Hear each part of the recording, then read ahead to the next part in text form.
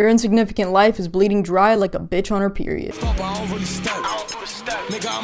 And the saddest part is that you've been brainwashed so thoroughly that you feel proud to watch it go. Proud of your degree and your career and your car and your house, but you in and of yourself are nothing. You're just an empty shell relentlessly laboring for no understood reason. Broken down, every single one of your accomplishments is measured solely by the efficiency of your slavery. All of your material possessions are nothing more than the product of how many hours you spent working for the profits of someone richer than you. You don't believe me when I say that you're a slave because you've been given the illusion of freedom. You think you have choices, what job to work, what clothes to wear, who to fuck, what car to buy, but at the end of the day, it's all the same. You still gotta buy the car so you can drive to the job, so you can pay the bills, so you can fuck the bitch. They gave you options to make you think you have the freedom of choice, but you end up in the same rat race regardless of what decisions you make. Whether you drive in a car that breaks down every other week to fart on some McDonald's burgers, or you drive in a Tesla to your tech job. Whether you come home to a busty Latina who gives great head, or a fat bitch who wheezes herself to sleep. It's all the same game, just at different levels. It's modern day slavery, yet everywhere I look, nobody seems to notice. Or maybe they do notice, but they're just too jaded to care. Eventually they'll poop out some babies to try to find fulfillment, but all this really does is enable them to live vicariously through someone else.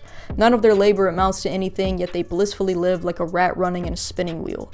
Always moving, yet somehow always stationary. I remember at high school graduation being in the row of 4.0 kids. All my family was cheering, telling me how smart I was. But I winced every time I heard them say it, because I knew I'm a fucking dumbass. I've hated the education system since day one, and I still wasted my time and energy obtaining a meaningless number. I knew I had a creative mind that couldn't be shoved into a box, but I consciously chose to put myself in that box anyway. That's not intelligence. That's a combination of cowardice and blatant stupidity.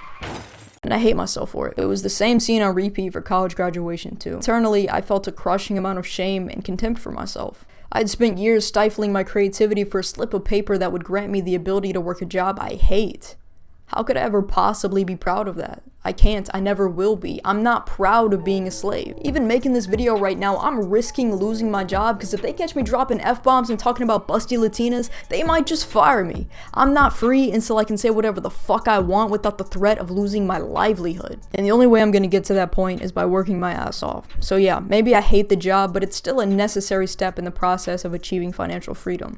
Because once you have financial freedom, working becomes optional. Only then are you granted the freedom to do or say whatever you want without the fear of an employer or anyone in authority shutting you down. People always call me shallow when I prioritize money, as if striving for a life unrestricted by the number in my bank account is somehow materialistic or vain. I couldn't disagree with that more. Living a life too broke to be able to act spontaneously sounds extremely limiting and far more shallow than the alternative of having enough bands to do what the fuck I want. What sounds shallow to me is spending your entire life working for someone else's dream instead of your own. See, it's not the paper bills that I'm obsessed with, it's the freedom and opportunities that paper can buy. So you can call me shallow all you want, but I'm balls deep in this hoe. I ain't pulling out. The moral of the story is to get to the bag by any and all means necessary, because a life without it is nothing more than death in slow motion. To live is to be free, and the only way to obtain freedom is to buy it. And this money could never neglect me. I pray that my family would never resent me, and she fell in love with me soon as she met me.